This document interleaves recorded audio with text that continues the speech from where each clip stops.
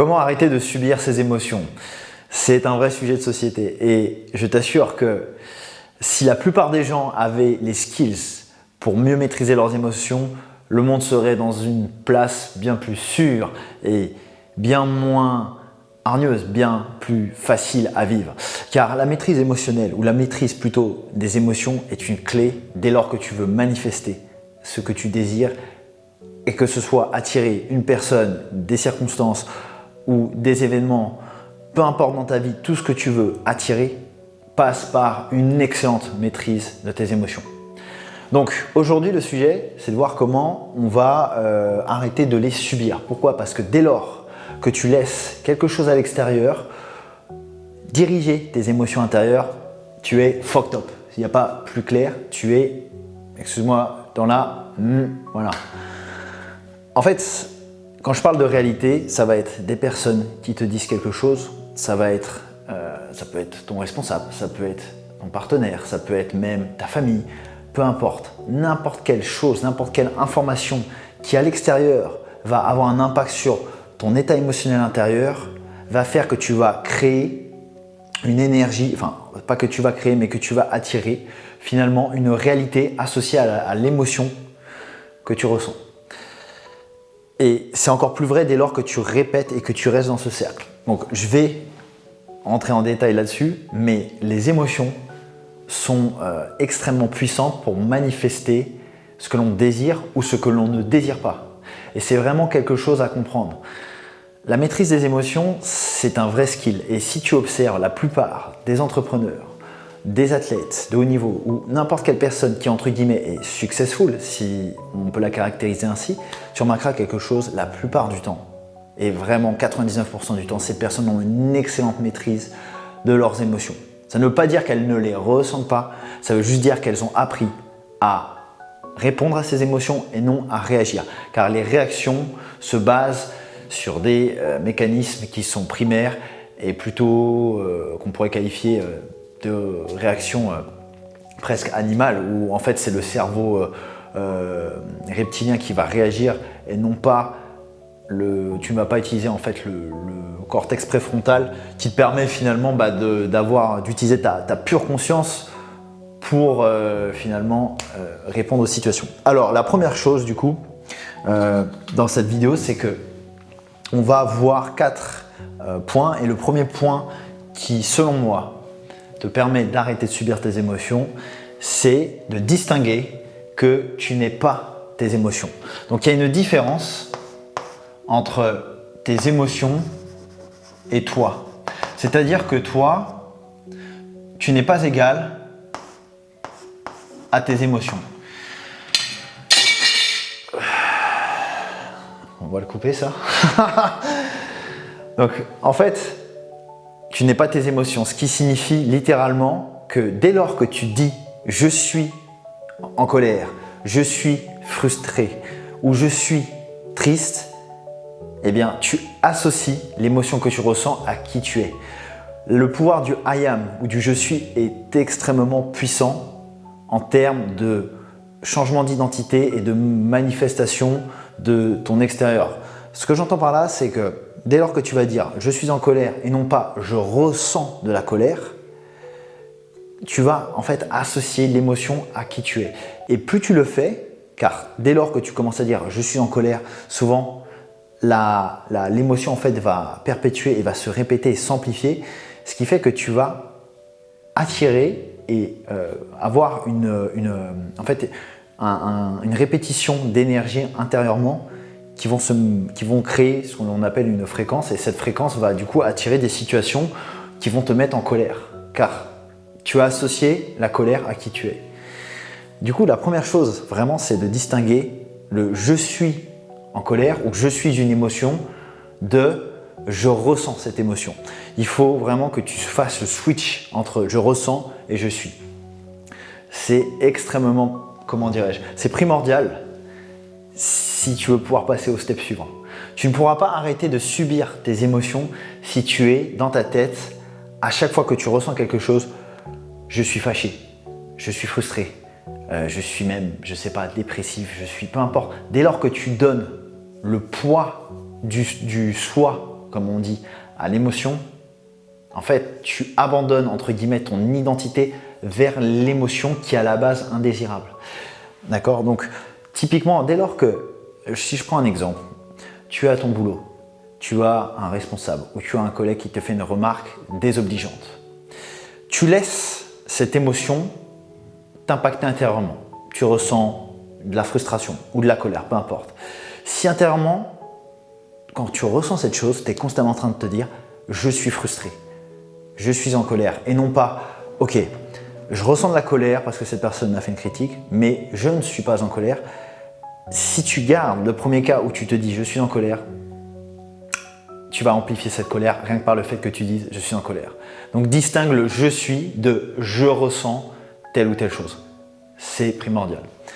Le deuxième point, une fois que tu comprends que l'émotion n'est pas toi, il faut que je ramasse une craie, j'ai tout fait tomber. Donc une fois que tu ressens que l'émotion n'est pas toi, tu vas pouvoir la regarder avec un œil extérieur. Et quand tu commences à la regarder avec un œil extérieur, c'est là où tu peux en fait te positionner au-dessus.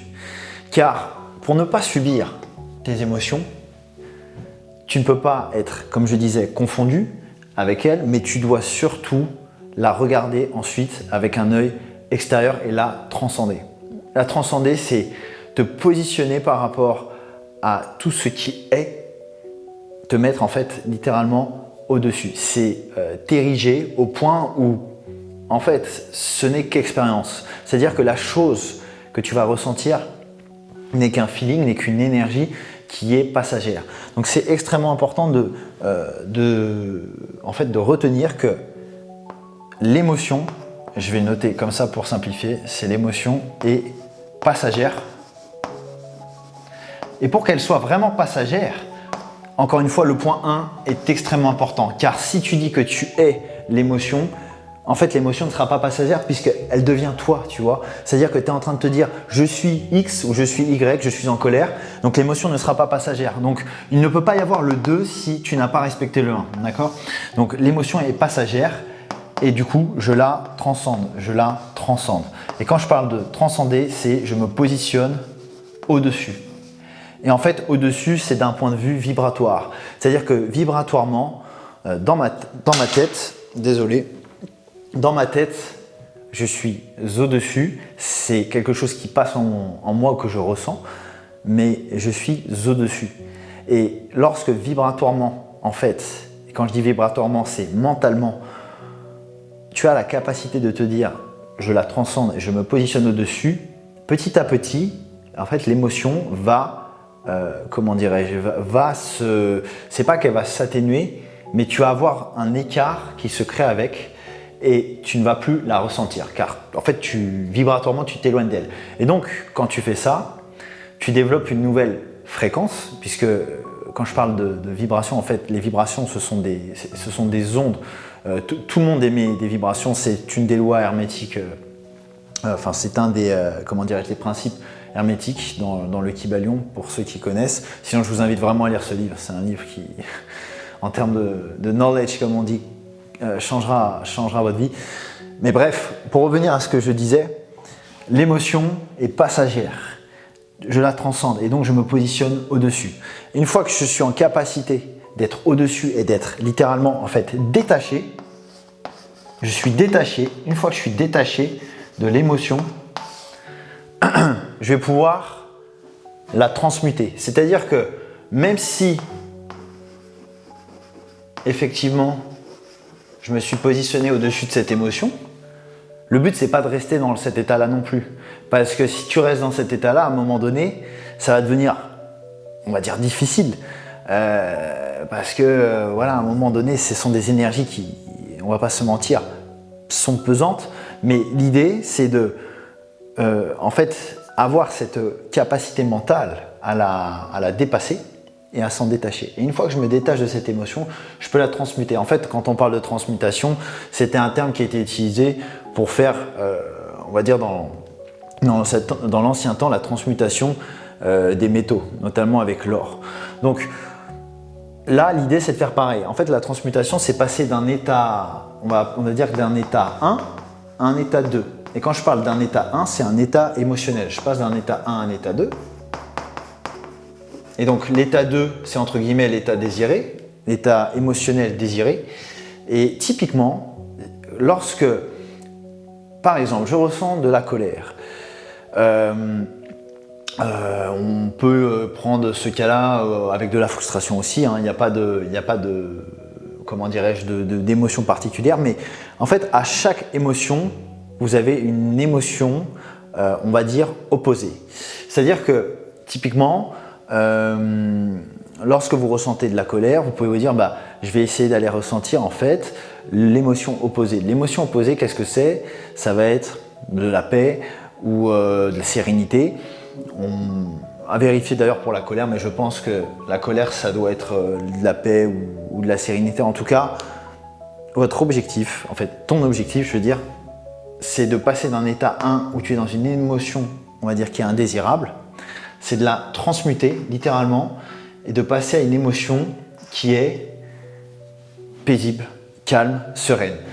Maintenant, le truc, c'est parfois difficile, lorsqu'on est dans un état de colère, de passer, on va dire, un peu du coq à l'âne et dire, bon bah voilà, je suis en colère, comment je fais pour passer à l'état, on va dire, de sérénité, de calme.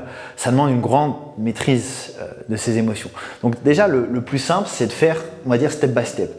Peut-être qu'au départ, vous êtes en colère, donc l'idée, c'est derrière de dire, bon bah, je passe de ma colère, par exemple, à quelque chose d'un peu plus neutre, d'un peu plus posé, où je me détache, je me dis, ok, je lâche prise, donc je me mets dans un truc, enfin dans un mood où je suis, on va dire, un peu plus calme, neutre, je ressens plus d'émotion à la limite, neutre, calme, et après, par exemple, je vais aller chercher de la joie ou, j'en sais rien, une vraie paix intérieure, en tout cas quelque chose qui, énergétiquement, vibratoirement, va à l'opposé de ça. Pourquoi? Parce que dès lors qu'en fait je suis dans ce mood-là, enfin, comment dirais-je, dès lors que je passe de ce mood-là à ce mood-là, quand je parle de ce mood, je parle de cet état émotionnel, pardonnez-moi le mélange anglais-français, puisque en fait moi c'est vrai que je fais tous les livres que je les lis plutôt en anglais, car on a beaucoup plus de connaissances sur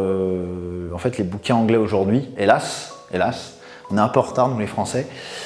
Donc bref, je reprends sur ce que je disais.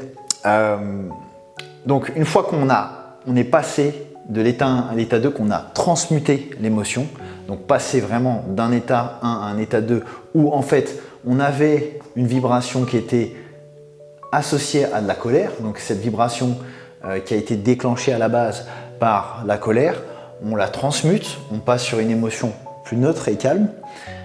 Ensuite, une fois qu'on a réussi ce passage-là, on peut aller vers une émotion, on va dire, vraiment qui nous convient. Vous pouvez essayer de faire ça, de passer de cet état-là à cet état-là, mais c'est difficile. C'est plus difficile parce que y a quand même un step à faire. Quand on est vraiment frustré ou quoi, je pense que vous voyez très bien de quoi je veux parler. Il y a quand même un vrai chemin à faire. Donc, dès lors qu'on arrive à cet état-là, le dernier point, ça va être de maintenir le nouvel état. Donc ça, c'est finalement un état qu'on pourrait dire désiré, état émotionnel désiré. Et quand je parle d'état émotionnel, en fait,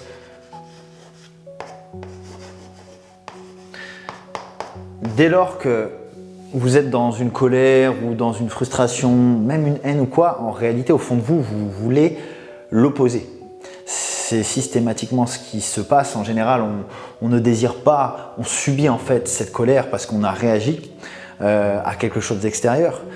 Comme je disais au départ, à quelqu'un qui a fait peut-être une remarque, à une action qui a été faite par un proche qui ne vous a pas plu, ou tout simplement votre partenaire qui vous a fait quelque chose de grave et vous l'avez entre guillemets comme ça, vous avez les boules. Bon, ben là, dès lors que tu es dans ce truc-là, ton but, c'est vraiment de transmuter, et une fois que tu as transmuté, ça va être de maintenir le nouvel état émotionnel, ou entre guillemets la nouvelle vibration, afin qu'elle devienne en fait une fréquence. Donc maintenir le nouvel état émotionnel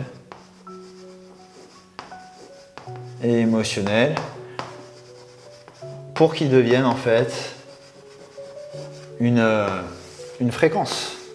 Et quand je parle de fréquence, la fréquence, en fait, c'est l'énergie, on va dire, globale qu'une personne émet.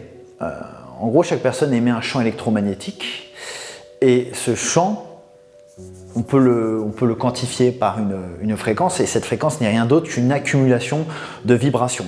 Et en fait, chaque vibration que la personne cultive ou va littéralement vibrer ou dégager, elle est extrêmement marquée par les émotions que cette personne ressent. Il y a les pensées, il y a les émotions, il y a les actions aussi que l'on fait, mais en fait les émotions, quand elles sont vécues intensément, elles ont un gros impact sur la vibration de quelqu'un. Et c'est ce qui en fait a tendance très rapidement à reprogrammer le subconscient des personnes. D'ailleurs, on le voit notamment quand des personnes ont des accidents, par exemple, peu importe, ou des traumatismes. Il y a des chocs émotionnels en fait qui sont provoqués au niveau de l'esprit subconscient, ce qui fait que la personne derrière a été presque instantanément reprogrammée parce que l'impression faite par l'événement qui a suscité une émotion est extrêmement puissante. Donc, du coup, pour revenir sur le nouvel état émotionnel, finalement, lorsque on est dans notre état émotionnel désiré, qui souvent est opposé en fait à l'émotion que l'on ne veut plus subir, eh bien, l'objectif, c'est de le maintenir le plus possible en restant finalement calme, en restant dans une neutralité et en appliquant toujours le principe de « je ne suis pas mes émotions » et tout ce qui se passe finalement à l'extérieur de moi n'est pas moi. Parce qu'une fois que en fait, vous avez appliqué toutes ces choses-là, ok, vous êtes dans l'émotion désirée, vous ne subissez plus l'émotion que vous ne vouliez pas. Maintenant, la question, ça va être vraiment de se dire, finalement, comment je fais pour ne plus en fait rentrer dans cette boucle, parce que c'est un peu la boucle infernale. On n'a pas envie que ce soit le grand 8. Un coup je suis heureux, un coup ça y est, je suis triste, ou un coup j'étais frustré, maintenant c'est bon, je suis plus frustré. Voilà, on ne veut pas faire le grand 8. En fait, la clé, vraiment, il y a deux choses, c'est 1, vous devez, comme je disais en début de vidéo, apprendre à voir les événements, comment dirais-je, vous devez apprendre à répondre et non à réagir aux événements. Et par réponse, en fait, vous allez laisser votre monde intérieur prendre le dessus sur le monde extérieur. Alors que si vous réagissez, vous allez laisser votre monde extérieur influencer votre monde intérieur. Je reprends l'exemple du collègue ou du boss dont on parlait tout à l'heure qui vous fait une remarque désobligeante. Vous avez le choix, soit, entre guillemets, il y a une émotion qui est indésirable que vous ressentez, soit vous laissez, entre guillemets, cette émotion prendre le dessus sur votre monde intérieur. Et dans ce cas, en fait, le monde extérieur va vous reconditionner intérieurement, soit vous avez la capacité d'esprit et vous prenez vraiment la décision fermement, intérieurement de dire non, tout ce qui vient à l'extérieur, je ne l'accepte pas. Et c'est intérieurement que je décide ce que je vais ressentir et c'est ce qui va se manifester dans le monde extérieur. Vous avez le pouvoir de faire ça. En fait, avant toute chose, vous avez ces barrières mentales que vous pouvez fixer et qui vont empêcher le monde de vous reconditionner. Donc essayez ça et vous verrez que dès lors que vous serez dans une gestion émotionnelle stable et que vous arrêterez d'être en réaction par rapport à tout ce qui vous environne, car tout ce qui vous environne n'est qu'une manifestation de ce que vous avez entretenu à un moment donné comme vrai dans votre tête, dans votre esprit.